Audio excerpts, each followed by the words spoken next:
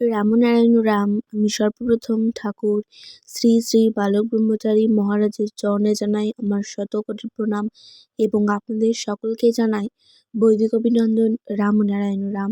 এই বলে আমি আজকের তত্ত্ব ও আলোচনা শুরু করছি।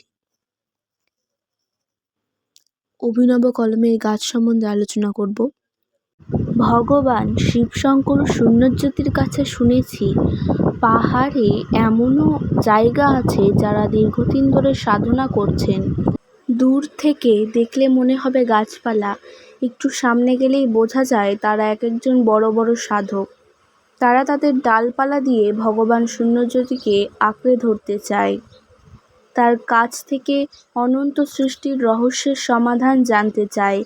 তারাও অপেক্ষা করে থাকে ভগবান শূন্যজ্যোতির জন্য। আবার কেউ বা 50,000 মাত্রা নিয়ে বসে আছে, কেউ বা 752 বছর ধরে গাছে ঝুলে আছে।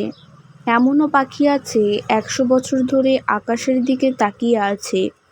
পাহাড়ে এমন সাধকও আছেন শুধুমাত্র তাদের আরাধ্যকে দেখবেন বলে নিদ্রাহীন পলকহীন চোখে ঝড় জল উপেক্ষা করে বছরের পর বছর রাস্তার দিকে এক দৃষ্টিতে তাকিয়ে আছেন। খুব সম্ভবত বিভিন্ন তথ্যের ভিত্তিতে অনুমান করছি 2007-এর পরে শ্রী শ্রী ঠাকুরের পরিকল্পনা অনুযায়ী বাবুন বা শূন্যজ্যোতির পাহাড়ে যাওয়া। গুরু কি হতে পারে, কিভাবে ঠাকুরগত হয়ে ঠাকুরময় হয়ে থাকতে হয়, শূন্যজ্যোতি তার জ্বলন্ত দৃষ্টান্ত।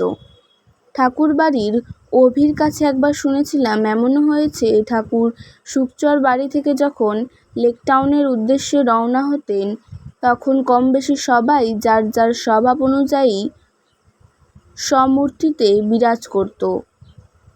চা আড্ডা গল্প সিনেমা নাচ গান যা হয় বাড়ির গার্জিয়ানরা না থাকলে। কিন্তু ব্যতিক্রম ছিল বাবুনদা। ঠাকুরের অনুপস্থিতিতে কাঁদত। ঠাকুরও বলতেন, বাবুন আমার হার্ট, ও আমাকে আঁকড়ে ধরেছে। একদিন ও আমার তত্ত্ব নিয়ে রিসার্চ করবে। শিবও গুরুতত্ত্ব বুঝতে হিমশিম খেয়েছিল। বাবুনের গুরুতত্ত্ব সম্বন্ধে অগাধ জ্ঞান। শ্রী শ্রী ঠাকুর বাবুনকে কোথায় রেখেছেন তার আরেকটি ঘটনা উল্লেখ করছি। বাবুন যেভাবে আউট অ্যান্ড আউট ঠাকুরময় হয়ে রয়েছেন তাই স্বাভাবিকভাবেই বহু সন্ন্যাসিনীদের কৌতূহল ছিল শ্রদ্ধেয় বাবা ঠাকুরের বলা তার প্রতি শ্রেষ্ঠ কথা কোনটা। উত্তরে তাদের প্রিয় প্রাণের ঠাকুর বলেছিলেন, যখন ঠাকুর বাড়িতে ছিলাম প্রায় প্রতিদিনের মতো সেদিনও ঠাকুরের ঘরে ঢুকেছি। আমি তখন ঠাকুরের জামা কাপড় ইস্ত্রি করতাম। ঠাকুরের কয়েকখানি রুমাল ইস্ত্রি করে তোয়ালে মুড়িয়ে নিয়ে গিয়ে ঠাকুরের আলমারিতে রাখলাম। তখন ঠাকুর ঘরে আলোচনা চলছিল বিয়ে নিয়ে।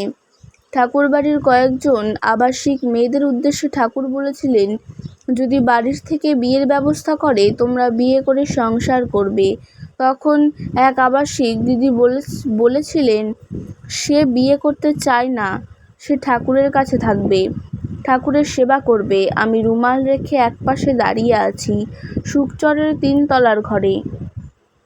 ঠাকুর নিচে আসনে বসে আছেন। হঠাৎ আমার দিকে তাকিয়ে বললেন, আমার কাউকে লাগবে না, তেল সাবান দেওয়ানের জন্য একজন চাই, ও থাকলেই হবে।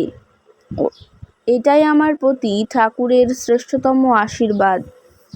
এরপর আমি অনেকের অনুরোধে এখানে মাত্র কয়েকজন সন্ন্যাসিনী ও যোগীদের তাদের প্রাণের ঠাকুরের সান্নিধ্যে আসার অভিজ্ঞতা এবং কিছু ভাবনা চিন্তা শেয়ার করছি, যা থেকে আমরা আমাদের বিলাভেড বাবুন বা প্রাণের ঠাকুর সম্পর্কে কিছুটা হলেও তার বর্তমান অবস্থাটা বা উদ্দেশ্যটা জানতে বুঝতে সুবিধে হবে।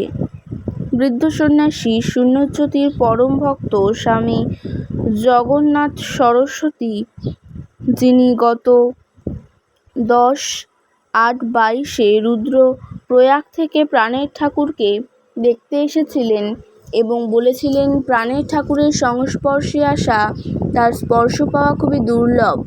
একমাত্র বাবা ঠাকুরের কৃপা ছাড়া প্রাণের ঠাকুরের সান্নিধ্য লাভ কেউ করতে পারে না। যত বেশি প্রাণের ঠাকুরের সান্নিধ্য লাভ করবে ততই পাপের বোঝা হালকা হতে শুরু করবে। আমার একদিনের সাধনা দ্বারা এই উপলব্ধিতে পৌঁছাতে পেরেছি যে তার সংস্পর্শ লাভ, তার সান্নিধ্য লাভের চেয়ে সহজতম ও মহত্তম কোনো আধ্যাত্মিক পথ নেই। সারা জীবনের আমার যত দুঃখ কষ্ট তার সবটাই প্রাণের ঠাকুরের সান্নিধ্যের একটি দিনেই কেটে যায়। একবার ভগবান শূন্যজ্যোতিকে দেখার পর সন্ন্যাসিনী মা আনন্দী মার্গী বলেছিলেন, প্রাণের ঠাকুরের আশ্চর্য মেধা ও স্মৃতিশক্তির বৈদ্যুতিক ঝলকানিতে আমাদের যখন এক প্রকার দিশেহারা অবস্থা, তখন আমার পাশে বসে থাকা স্বামীজি মহারাজকে দেখেছি কাঁদছেন আর বিড়বিড় করে বাবা ঠাকুরের উদ্দেশ্যে বলছেন, এবার তো তাকে থামাও, এই প্রবল জ্ঞান স্রোত যে আমাদের ধারণ ক্ষমতার সম্পূর্ণ বাইরে, তাকে বোধগম্য করা আমাদের ক্ষমতার বাইরে। কিন্তু ঈশ্বর পরম দয়াময়, তাই তাকে বোঝাবার মতো ক্ষমতা না দিলেও তাকে পাগলের মতো ভালোবাসার অধিকার থেকে আমাদের তিনি বঞ্চিত করেননি। সেটাই বা কম কি? তাকে পেয়ে আর কিছু চাওয়ার নেই, পাওয়াই নেই। আজকের তত্ত্ব ও আলোচনা আমি এখানেই শেষ করছি। দেখা হচ্ছে পরের ভিডিওতে। ভালো থাকবেন, সুস্থ থাকবেন। রাম নারায়ণ রাম।